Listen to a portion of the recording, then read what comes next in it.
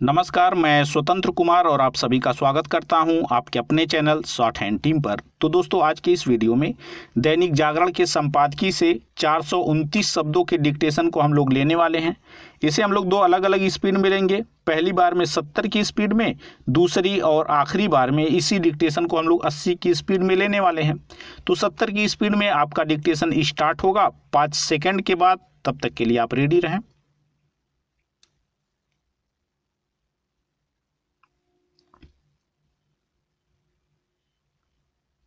Start. आर्थिक विकास का पैमाना मानी जाने वाली सकल घरेलू विकास दर यानी जीडीपी के ताज़ा आंकड़े उत्साहित करने वाले हैं। मौजूदा वित्त वर्ष की तीसरी तिमाही यानी अक्टूबर से लेकर दिसंबर तक जीडीपी 0.4% दर्ज की गई। चूंकि लगातार 2 तिमाही में विकास दर नकारात्मक रहने के कारण तकनीकी तौर पर देश मंदी से ग्रस्त मान लिया गया था, इसलिए अब वह उससे बाहर भी आ गया। वैसे तो देश को मंदी से बाहर आना ही था, लेकिन उस पर मुहर लगने का विशेष महत्व है। जीडीपी के ताज़ा आंकड़े सकारात्मक माहौल का निर्माण करने और इस भरोसे को बल देने वाले हैं कि आने वाला समय और बेहतर होगा। इसके संकेत विभिन्न एजेंसियों ने भी दिए हैं। जहां अंतर्राष्ट्रीय मुद्रा कोष ने यह अनुमान लगाया है कि आगामी वित्त वर्ष में भारतीय अर्थव्यवस्था 11.5% की वृद्धि हासिल कर सकती है। वहीं रेटिंग एजेंसी मूडीज का आकलन है कि विकास दर 13.7% हो सकती है। खास बात यह है कि अंतर्राष्ट्रीय मुद्रा कोष और मूडीज दोनों ने ही अपने अनुमान में सुधार कर पहले के मुकाबले अधिक विकास दर रेखांकित की है।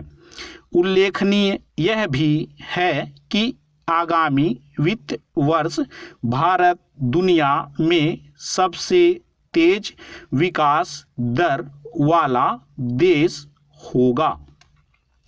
इससे भारत की आर्थिक क्षमता का तो पता चलता ही है, यह भी संकेत मिलता है कि 5 लाख करोड़ डॉलर की अर्थव्यवस्था वाला देश बनने का लक्ष्य अभी भी हासिल किया जा सकता है। निसंदेह इस लक्ष्य को आसान बनाने के लिए बहुत कुछ करना होगा, क्योंकि वह कोरोना संकट अभी खत्म नहीं हुआ, जिसने भारत के साथ दुनिया भर की अर्थव्यवस्थाओं का बेड़ा गर्क कर दिया। टीकाकरण के बीच ऐसे राज्यों की संख्या बढ़ना शुभ संकेत नहीं, जहां कोरोना संक्रमित बढ़ रहे हैं। फिर सिर उठाते कोरोना पर प्राथमिकता के आधार पर लगाम लगानी होगी, अन्यथा अर्थव्यवस्था को मजबूती देने के उपायों पर पानी फिर सकता है। इस मामले में उन राज्यों को विशेष सतर्कता दिखानी चाहिए जहां कोरोना के मरीज बढ़ रहे हैं। चूंकि जीडीपी के आंकड़े यह भी बताते हैं कि किस सेक्टर में अपेक्षा के अनुकूल वृद्धि हुई और किस में प्रतिकूल, इसलिए उन कारणों का प्राथमिकता के आधार पर निवारण भी करना होगा जिनके चलते कुछ सेक्टर पर्याप्त वृद्धि हासिल करते नहीं दिख रहे। वैसे तो सरकार को इसके जतन करने होंगे कि सभी सेक्टर आगे बढ़ें, लेकिन उसे उन सेक्टरों की बेहतरी के लिए खास उपाय करने चाहिए जो कहीं अधिक रोजगार के अवसर पैदा करते हैं। यह आवश्यक ही नहीं अनिवार्य है कि अर्थव्यवस्था की सेहत सुधरने का असर रोजगार के बढ़े अवसरों के रूप में दिखाई दे। स्टॉप। दोस्तों, इसी डिक्टेशन को दूसरी बार में हम लोग 80 की स्पीड में लेंगे और आपका समय स्टार्ट होगा 5 सेकंड के बाद। तब तक के लिए आप रेडी रहें।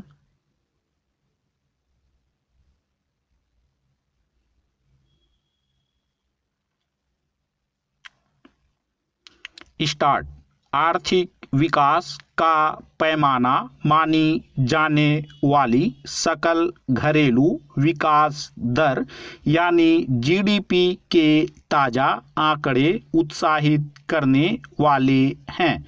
मौजूदा वित्त वर्ष की तीसरी तिमाही यानी अक्टूबर से लेकर दिसंबर तक जीडीपी 0.4% दर्ज की गई। चूंकि लगातार 2 तिमाही में विकास दर नकारात्मक रहने के कारण तकनीकी तौर पर देश मंदी से ग्रस्त मान लिया गया था, इसलिए अब वह उससे बाहर भी आ गया। वैसे तो देश को मंदी से बाहर आना ही था, लेकिन उस पर मुहर लगने का विशेष महत्व है। जीडीपी के ताज़ा आंकड़े सकारात्मक माहौल का निर्माण करने और इस भरोसे को बल देने वाले हैं कि आने वाला समय और बेहतर होगा।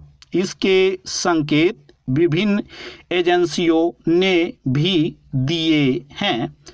जहां अंतर्राष्ट्रीय मुद्रा कोष ने यह अनुमान लगाया है कि आगामी वित्त वर्ष में भारतीय अर्थव्यवस्था 11.5% की वृद्धि हासिल कर सकती है।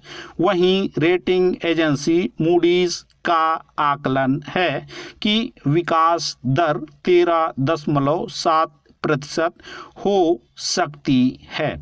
खास बात यह है कि अंतर्राष्ट्रीय मुद्रा कोष और मूडीज दोनों ने ही अपने अनुमान में सुधार कर पहले के मुकाबले अधिक विकास दर रेखांकित की है।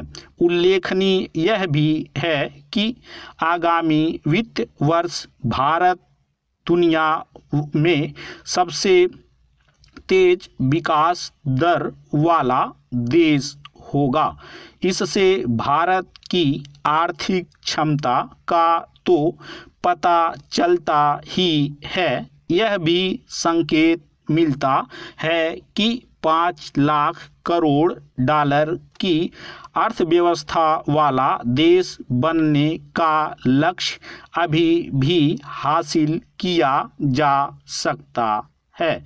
निसंदेह इस लक्ष्य को आसान बनाने के लिए बहुत कुछ करना होगा, क्योंकि वह कोरोना संकट अभी खत्म नहीं हुआ जिसने भारत के साथ दुनिया भर की अर्थव्यवस्थाओं का बेड़ा गर्क कर दिया। टीकाकरण के बीच ऐसे राज्यों की संख्या बढ़ना शुभ संकेत नहीं जहां कोरोना संक्रमित बढ़ रहे हैं।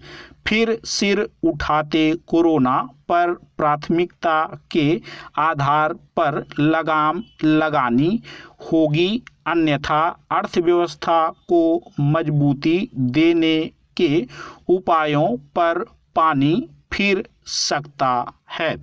इस मामले में उन राज्यों को विशेष सतर्कता दिखानी चाहिए जहां कोरोना के मरीज बढ़ रहे हैं। चूंकि जीडीपी के आंकड़े यह भी बताते हैं कि किस सेक्टर में अपेक्षा के अनुकूल वृद्धि हुई और किस में प्रतिकूल, इसलिए उन कारणों का प्राथमिकता के आधार पर निवारण भी करना होगा जिनके चलते कुछ सेक्टर पर्याप्त वृद्धि हासिल करते नहीं दिख रहे। वैसे तो सरकार को इसके जतन करने होंगे कि सभी सेक्टर आगे बढ़ें, लेकिन उसे उन सेक्टरों की बेहतरी के लिए खास उपाय करने चाहिए जो कहीं अधिक रोजगार के अवसर पैदा करते हैं। यह आवश्यक ही नहीं अनिवार्य है कि अर्थव्यवस्था की सेहत सुधरने का असर रोजगार के बढ़े अवसरों के रूप में दिखाई दे। स्टॉप।